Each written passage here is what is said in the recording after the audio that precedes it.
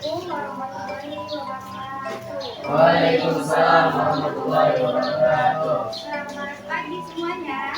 Pagi. Gimana kabarnya hari ini?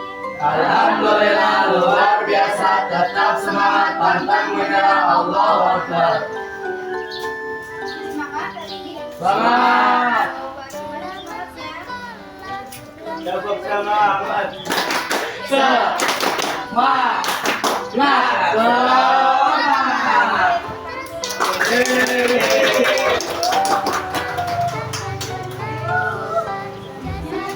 Buat yang terlebih dahulu ya. Iya Bu.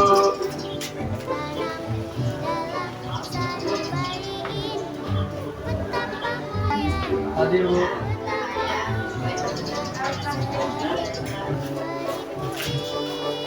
Sebelum memulai pelajaran, selanjutnya kita berdoa terlebih dahulu. Mari untuk kekuatannya dipimpin bahasa Ibu. Kaido bidoa ini tadi. A'udzu billahi minasy syaithanir rajim. Bismillahirrahmanirrahim.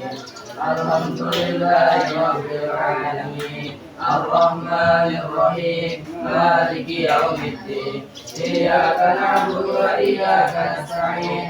Ihdinas siratal mustaqim. Siratal ladzina an'amta 'alaihim ghairil maghdubi 'alaihim waladdallin.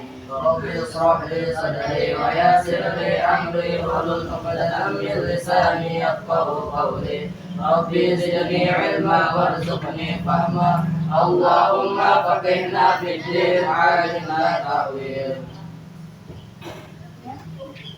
Terima kasih untuk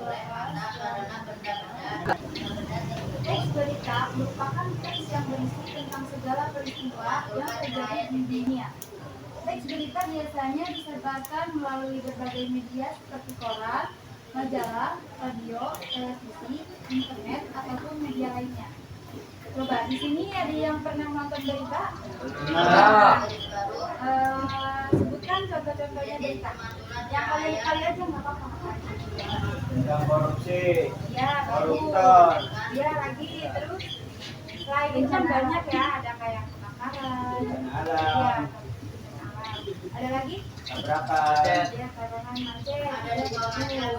Dan masih banyak lagi contoh-contoh berita. Fungsi teks berita. Ada yang mau bacakan? Ajeng boleh dibaca. Fungsi teks berita. Berita disampaikan secara aktual dan berdasarkan fakta yang ada. Artinya, segala informasi yang kita dapatkan dari teks berita merupakan kejadian terkini serta benar adanya. Dengan begitu, masyarakat luas bisa selalu mengetahui peristiwa yang terjadi di suatu tempat. Selanjutnya, struktur teks berita. Nah, kenalan sama teks berita sudah. Lalu bagaimana ya dengan strukturnya? Struktur teks berita terdiri dari 3 bagian, yaitu orientasi, peristiwa, dan sumber berita. Orientasi berita. Orientasi berita merupakan bagian pengenalan masalah atau hal apa yang akan dibahas dalam berita.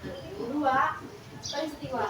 Struktur teks berita ini menceritakan tentang kejadian yang terdapat pada peristiwa atau hal ini dibahas secara rinci dan berurutan.